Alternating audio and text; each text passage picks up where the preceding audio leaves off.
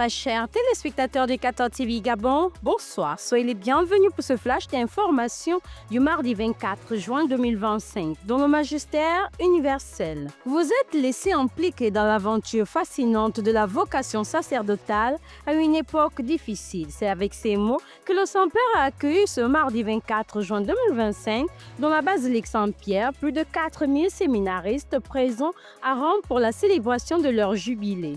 Dans leur formation, le pavillon 14 a précisé que les séminaristes doivent revenir sur le centre, sur le moteur de leur discernement, prendre un modèle, le cœur de Jésus, afin d'apprendre à aimer et à le faire comme Jésus.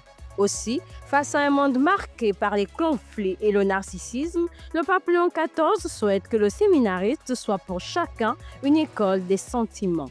Toujours au Vatican, après la prière de l'Angélus du dimanche 22 juin 2025, le pape Léon XIV a déploré les nouvelles alarmantes en Iran où des sites nucléaires ont été bombardés par les États-Unis. Pour le pape Léon XIV, il est important de mettre fin à la tragédie de la guerre avant qu'elle ne devienne un gouffre irréparable. C'est en ce sens qu'il a appelé les gouvernants à ne pas oublier les souffrances quotidiennes des populations impliquées dans ce conflit, notamment à Gaza, tout en invitant la diplomatie à faire taire les armes.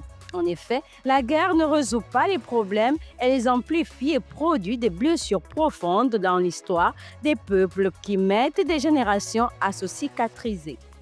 Église en marche. Ce fut le dimanche 22 juin 2025, à la solennité du Saint-Sacrement, que les nouveaux servants de messe de la quasi-paroisse Saint-Jean-Paul d'Odondongo ont porté les aubes pour le service de la table du Seigneur.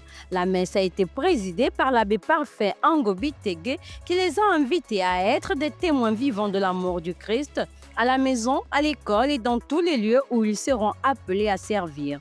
On note que la formation des servants de messe dure 6 mois environ, leur but étant d'assister le prêtre, le diacre, au cours des célébrations liturgiques.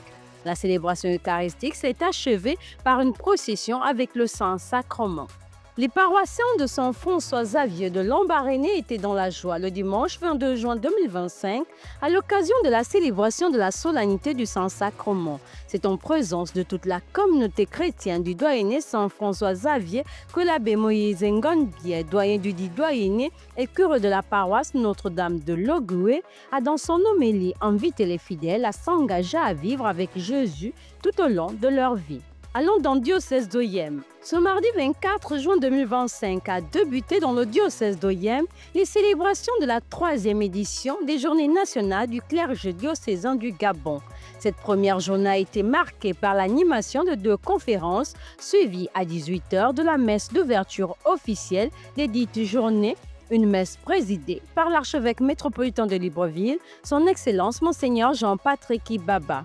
On note que cette 3e édition des Journées nationales du clergé diocésain gabonais sera suivie par la célébration du jubilé des évêques, des prêtres et des diacres pour s'achever avec la messe des ordinations diaconales et presbytérales le samedi 28 juin 2025 en la cathédrale Saint-Charles-Luanga. Confions au Seigneur la rencontre de notre clergé diocésain. Toujours dans le diocèse d'Oyem, son Excellence Monseigneur Jean-Vincent Ndoyen, évêque du diocèse d'Oyem, a présidé la célébration eucharistique le dimanche 22 juin 2025 en la fête du corps et du sang du Christ à la paroisse Saint-Basile-le-Grand d'Oyem. Au cours de cette messe, Monseigneur Jean-Vincent Ndoyen a administré le sacrement de la confirmation à 67 néophytes, jeunes et adultes, faisant de ces derniers des adultes dans la foi. Une joie partagée par toute la communauté paroissiale de Saint-Basile-le-Grand qui s'est agrandie. Dans la rubrique Société, le 24 juin de chaque année, le monde entier célèbre la Journée internationale des femmes dans la diplomatie. Le but de cette journée, reconnaître les mérites des femmes dans la diplomatie, promouvoir l'égalité des genres et renforcer leur participation aux processus internationaux. En rappel, cette Journée internationale des femmes dans la diplomatie a été instituée par l'Assemblée générale des Nations unies en 2022. Chers téléspectateurs de 14 TV Gabon, c'est ainsi que s'achève votre flash d'information de ce mardi 24 juin 2025. Nous vous remercions de l'avoir regardé. On marche vers les 200 ans de l'histoire de l'évangélisation de l'Église catholique au Gabon. Gardons la foi, l'espérance et la charité.